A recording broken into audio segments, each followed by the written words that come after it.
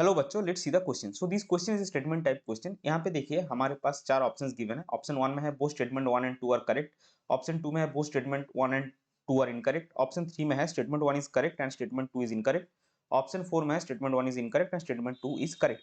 अभी देखते हैं हमारे पास स्टेटमेंट क्या क्या गिवन है। तो स्टेटमेंट 1 में आप देखिए क्या बोला गया है, near the freezing point of an aqueous solution of a non volatile solute only ice separates out. और स्टेटमेंट 2 में क्या है, स्टेटमेंट 2 में है the remaining solution shows equilibrium between solid solvent and liquid solvent. So ये जो statement है हमको डिटरमिन करना है ये करेक्ट है, दोनों ही करेक्ट है, दोनों ही इनकरेक्ट है, या फिर एक करेक्ट एक इनकरेक्ट है। तो चलिए सबसे पहले देखते हैं इस क्वेश्चन का की कॉन्सेप्ट क्या है। सो इस क्वेश्चन का की कॉन्सेप्ट जो होगा वो होगा vapour pressure.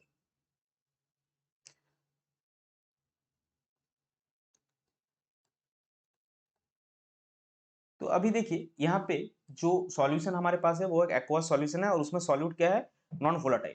So since the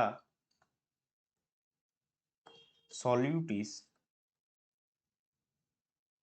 non volatile, तो सॉल्यूट अगर आपका नॉन वोलेटाइल है तो जो आपका वो सॉल्यूशन के ऊपर वेपर फेज रहेगा उसमें किसका पार्टिकल रहेगा, उसमें सिर्फ सॉल्वेंट पार्टिकल यानी कि वाटर का पार्टिकल रहेगा। सो vapour phase contains water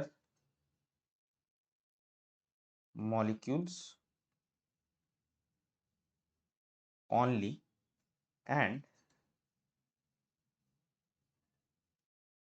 change of। तो अगर वेपर में सिर्फ वाटर का मॉलिक्यूल है तो किसका वेपर प्रेशर चेंज होगा, सॉल्यूट का नहीं होगा, सिर्फ सॉल्वेंट का होगा यानी कि वाटर का। So change of vapour pressure of water molecules occur, यहाँ पे हम ओनली लिख देंगे and.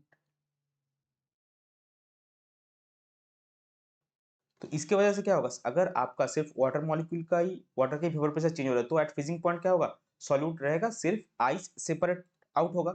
Hence eight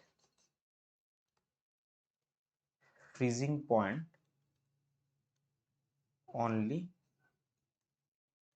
ice separates out.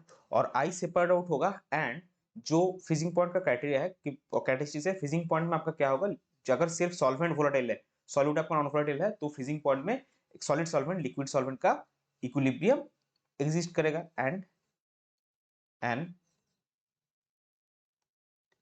Equilibrium between solid solvent and liquid solvent exist। So statement 1 में क्या गिवन है कि फ्रीजिंग पॉइंट में सिर्फ आई सेपरेट आउट हो जाएगा, तो ये भी सही है। स्टेटमेंट 2 में हमें देखा कि एट फ्रीजिंग पॉइंट में क्या होगा, आपका सॉलिड सॉल्वेंट और लिक्विड सॉल्वेंट के बीच में एक इक्विलिब्रियम एग्जिस्ट करेगा, यानी कि दोनों ही स्टेटमेंट करेक्ट है। Hence both statement 1 and 2 are correct. So इस पर्टिकुलर क्वेश्चन के लिए आपका करेक्ट फाइनल आंसर हो जाएगा option 1, that is both statement 1 and 2 are correct. I hope you understood it well. Best of luck, thank you.